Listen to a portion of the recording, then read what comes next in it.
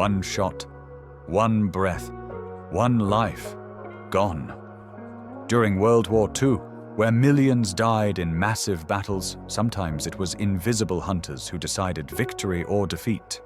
Men and women who lay motionless for hours in snow or mud, with only one chance, and who rarely missed. This is the story of the deadliest snipers of World War II. When we think of World War II, we picture tanks, bombs, and massive armies.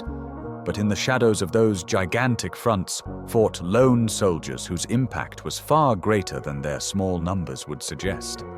Snipers, soldiers who influenced the outcome of battles with patience, precision, and unshakable nerves. They didn't just bring death, they brought fear. For many soldiers, the thought of being watched by an invisible sniper was worse than artillery fire. Today, we look back at 4 legends who forever shaped the history of sniping. Snipers were already used in World War I, but in World War II, their role was perfected. In the Soviet Union, entire sniper schools were established, often with specialized training for women. In Finland, the snowy landscape and freezing cold were used to create invisible sniper positions. In Germany, snipers were used primarily on the Eastern Front, where close-quarters urban combat was common. A skilled sniper could paralyze an entire unit, not by killing hundreds, but because no one knew when or where the shot would come. Every step could be your last. Let's begin with perhaps the most famous sniper of all time, Simo Häyhä, feared by the Soviets as the White Death. It was the Winter War of 1939-40. The Soviet Union invaded Finland, and the Finns were vastly outnumbered. But one man changed the battle. Simo Häyhä was small, quiet, and barely spoke. But he had a gift. He could shoot like no one else. In just 100 days, he reportedly killed over 500 Soviet soldiers, and all without a scope, using only iron sights. A scope could reflect sunlight and reveal his position. Häyhä stayed invisible. Wearing white camouflage, he blended into the snowy terrain and used his deep knowledge of the forest to move silently. His enemies feared him so much, they gave him a name, the White Death. The Soviets deployed artillery and entire hunter squads to take him down, without success. Eventually, an explosive bullet struck him in the face. But even that didn't kill him. Simo Häyhä survived and lived to the age of 96, passing away in 2002.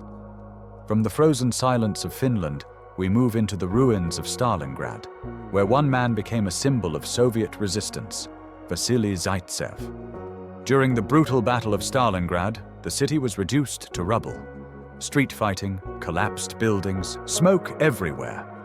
Zaitsev waited in this chaos, a simple boy from Siberia, a hunter since childhood. Between September 1942 and January 1943, Zaitsev reportedly killed over 225 German soldiers. He was especially feared for his so-called duels. German snipers were sent to hunt him, only to fall themselves. Legend has it that he faced off against a German elite sniper, Major Erwin König, and won. Whether this duel actually happened is still debated, but the story made Zaitsev an icon. His most famous quote, "For us, there is no land beyond the Volga." With every shot, he defended Stalingrad and became a hero of the Soviet Union. But it wasn't only men who defined the role of snipers in World War II. One woman made history, Lyudmila Pavlichenko, feared by the Germans as Lady Death. She was a young student when war broke out. She volunteered for the Red Army and became one of the deadliest female snipers of all time. With 309 confirmed kills, including 36 enemy snipers, she became a living legend. Her name struck fear into German troops, especially during the battles of Odessa and Sevastopol. Her enemies called her Lady Death, a name she carried with pride. Later, she traveled to the US, where she was welcomed by Eleanor Roosevelt. There, she warned the world about the dangers of fascism and became an inspiration for millions of women. After the war, she became a historian. but she would forever remain the woman who showed the Nazis that women could be deadly warriors too. On the German side, there were also infamous snipers. One of them was Josef Allerberger, an Austrian soldier in the Wehrmacht. He started as a machine gunner, but soon his talent became clear. Using a captured Russian Mosin Nagant rifle and makeshift camouflage, he became a feared sniper. On the Eastern Front, Allerberger reportedly scored over 250 confirmed kills. He was especially notorious for his ability to survive alone for days, sometimes with nothing but snow and tree bark for sustenance. After the war, he remained silent about his experiences. Only decades later did he share his story, a mix of survival, terror, and deadly precision. Sniper bullets were deadly, but their true weapon was fear.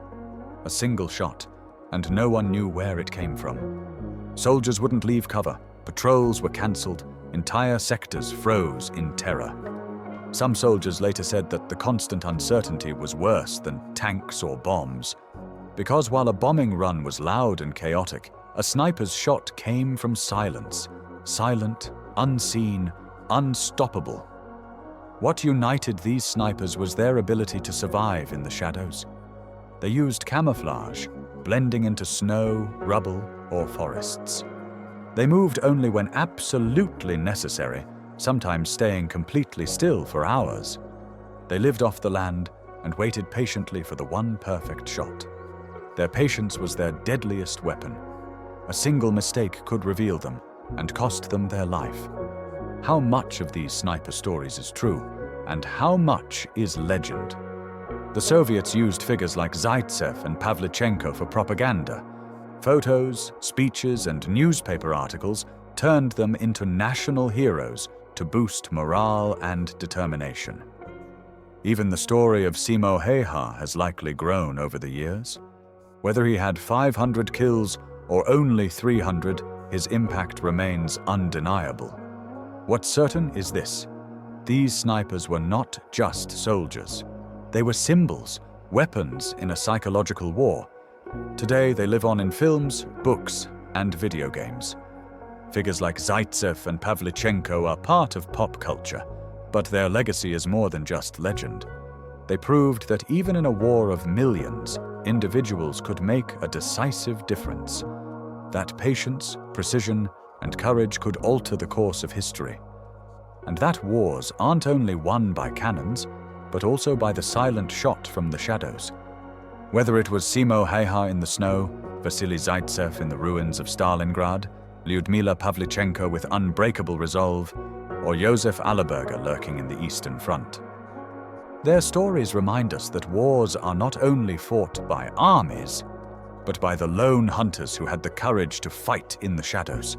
They were more than marksmen, they were legends, and they remain, even today, a symbol of how a single shot can change history. Share your thoughts in the comments, and don't forget to subscribe to the channel if you want to learn more about the dark figures of history.